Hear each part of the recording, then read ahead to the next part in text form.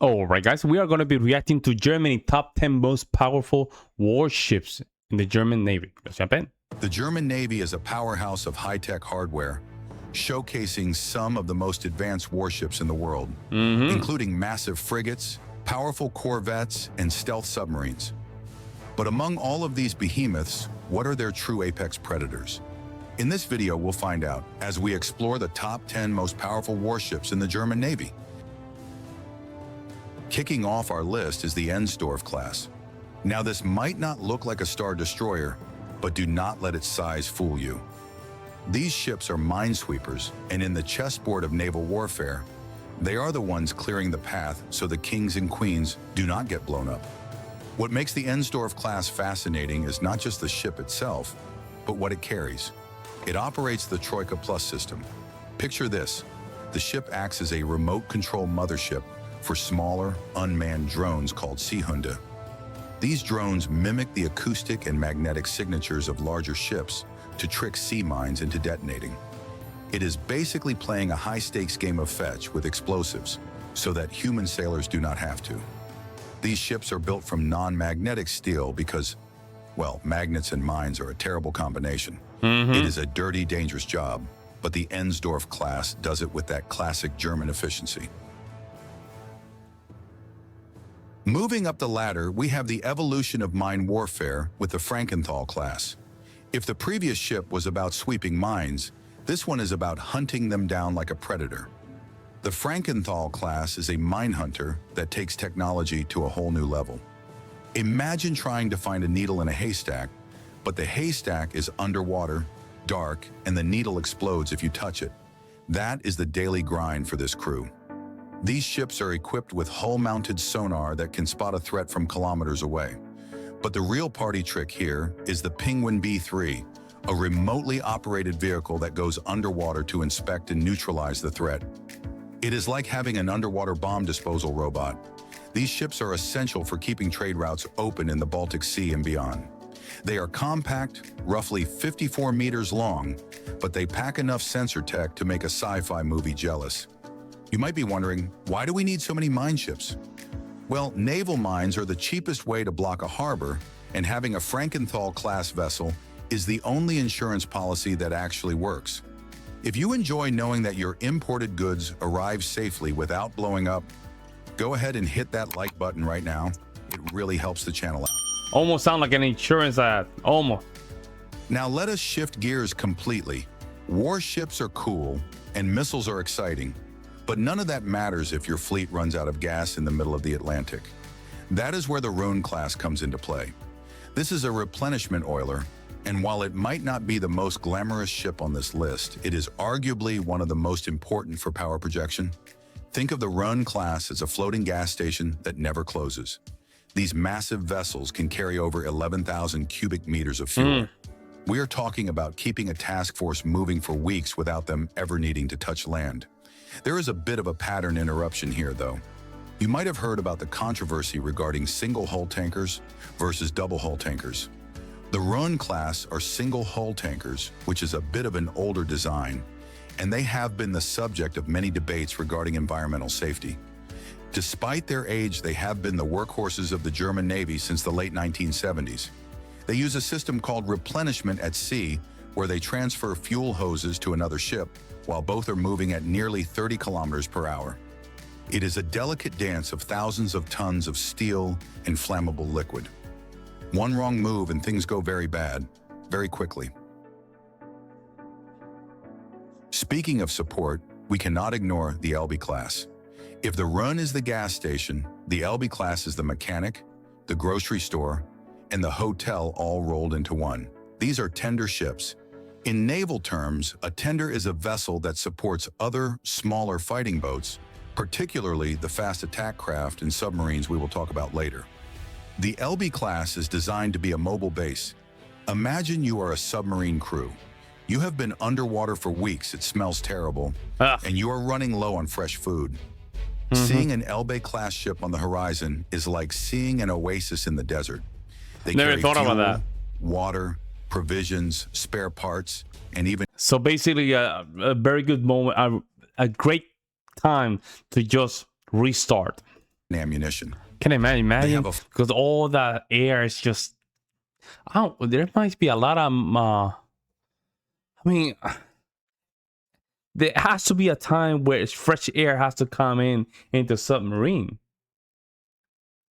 Because there might be so much carbon monoxide inside the submarine that it's probably dangerous. Flight deck on the back for helicopters to drop off supplies or medical evacuees. These ships prove the old military saying that amateurs talk about tactics, but professionals talk about logistics. Without the LB class, the German Navy's range would be cut in half. Wow, they are really? the backbone that allows the German fleet to operate far from their home ports in the North Sea. It is not about how big your gun is, it is about how long you can stay in the fight, and the LB ensures the answer is as long as it takes. Okay. All right, enough with the support ships. I know what you are here for. You want things that go boom. Let us talk about the Braunschweig class. This is a corvette, specifically the K130 type. Now, corvettes are smaller than frigates, but do not let that fool you into thinking they are weak. The Braunschweig class is a master of stealth and literal combat, which is just a fancy way of saying fighting near the coast. These ships look incredibly futuristic because they are designed to reduce their radar cross-section. To an enemy radar, this 89-meter-long ship might look like a small fishing boat until it is too late. The main event here is the RBS-15 Mk3 anti-ship missile. These heavy hitters can strike targets over 200 kilometers away. That is like shooting a target in Berlin while you are sitting in Hamburg. Plus, they have a rolling airframe missile system for defense against incoming threats. These ships were built to replace the old fast attack craft, bridging the gap between small boats and large frigates. They are agile, fast, and punch way above their weight class. It is the kind of ship you send in when you need to send a message without deploying the entire fleet. Wow. Now, for something a little more secretive, Oh, have it's you the ever class. felt like someone is watching you? In the Baltic Sea, that someone is usually the Osti class. These are fleet service ships, but that is just a polite cover name. In reality, these are electronic signals intelligence gathering vessels. In other words, they are spy ships. The Oste class is essentially a giant vacuum cleaner for electromagnetic signals. It sails around international waters, looking totally innocent, while its massive array of antennas and sensors are soaking up radio communications, radar signals, and electronic data from anyone nearby. They are often seen hanging around areas of interest, just listening. They do not carry heavy weapons because their weapon is information. Knowledge is power, and the Oste class provides the German Navy with the critical intel they need to know what the adversary is doing before they even do it. It is a reminder that in modern warfare, the most dangerous weapon is not always a missile. Sometimes it is a hard drive full of your enemy's secrets. If you love spycraft and covert ops, make sure you are subscribed to the channel because we cover this kind of tech all the time. We are getting into the heavyweights now. Enter the Brandenburg class, also known as the F-123. For a long time, these frigates were the primary workhorses of the German fleet. Their main mission? Anti-submarine warfare. Remember the Cold War? Well, these ships were designed with the idea of hunting down Soviet submarines in the North Atlantic. They are about 139 meters long and are packed with sensors specifically tuned to find things underwater. They carry 2 Sea-Lynx helicopters which can fly out, dip their sonar into the water, and drop torpedoes on any submarine foolish enough to be detected. But they are not one-trick ponies. They also carry Exocet missiles for surface targets and Sea Sparrow missiles for air defense. Over the years, they have been upgraded to keep up with modern threats, proving that a solid design can last for decades. Question: are they using some of these in Ukraine? Let me know in the comment section below. Is Germany providing some of these, at least in the Black Sea? To use it in the Black Sea, I don't know. It might be. I don't know. Let me know in the comment section below. Brandenburg class represents that classic era of naval power where a ship had to be ready to fight anything, anywhere. They have served in anti-piracy missions off the Horn of Africa and peacekeeping missions in the Mediterranean. They are the reliable veterans of the fleet. If the Brandenburg is the veteran, the Saxon class is the high-tech bodyguard. This is the F-124 air defense frigate. Its job is simple but terrifying: Protect the It's an fleet from air AI. attacks. Whether it is supersonic missiles or fighter Wow. jets, the Saxon class is designed to swat them out of the sky.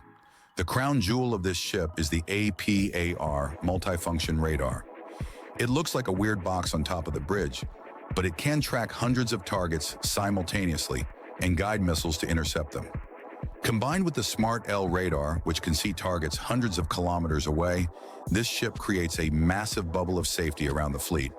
It is armed with SM-2 and ES missiles stored in a vertical launch system. That means the missiles shoot straight up out of the deck and then turn towards the target, which is incredibly fast and looks like something out of an anime. There are only 3 of these ships in the German Navy, but they are so advanced that they are considered some of the best air defense frigates in the whole world. If you were an admiral, this is the ship you would want sitting right next to your flagship. Okay. Now we arrive at the biggest and most controversial ship on our list, the Baden-Württemberg class, or the F-125. This is a monster of a frigate. It is nearly 150 meters long and displaces over 7,000 tons, which actually makes it heavier than some destroyers from World War II. Really? But here's the twist. It is not designed for a massive shootout with another navy. It is designed for stabilization operations and long endurance. The German Navy realized that most modern conflicts involve pirates, terrorists, or asymmetric threats, not massive fleets. Yeah, exactly. It's only pirates and, weird fleets trying to, be sleazy.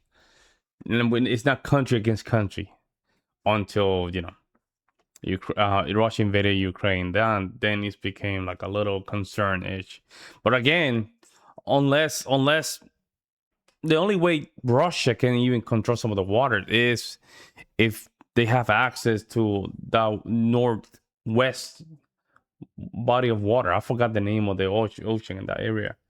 But that would be the only reason that I can think of if they want to control some of the water. Battles. But it doesn't So they built the make sense Baden-Württemberg right now. class to stay at sea for up to 2 years without returning to a home port.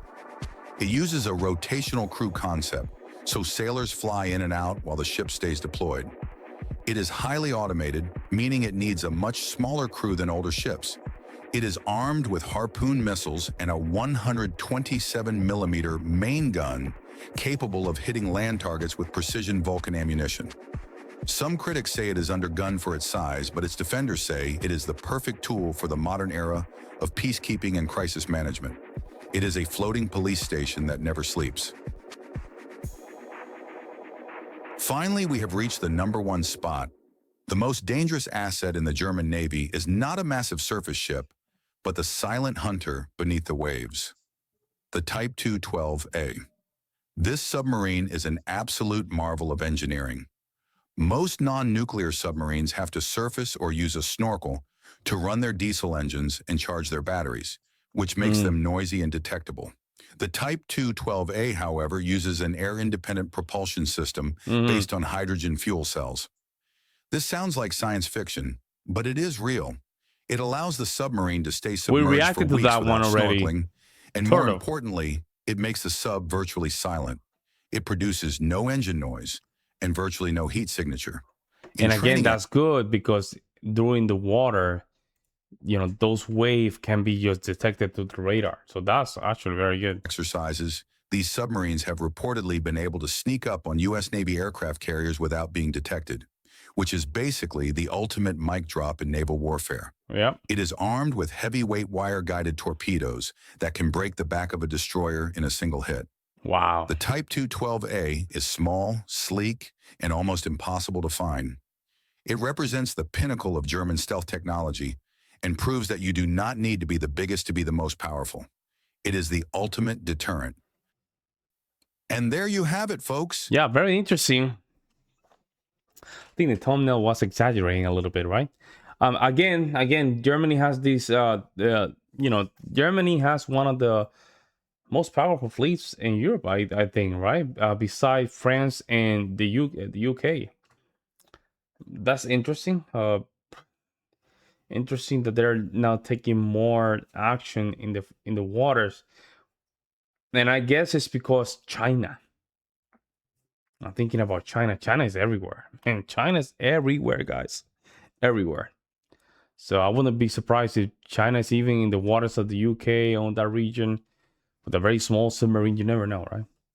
Let me know what you guys think, guys. I will see you in the next one. I'm out.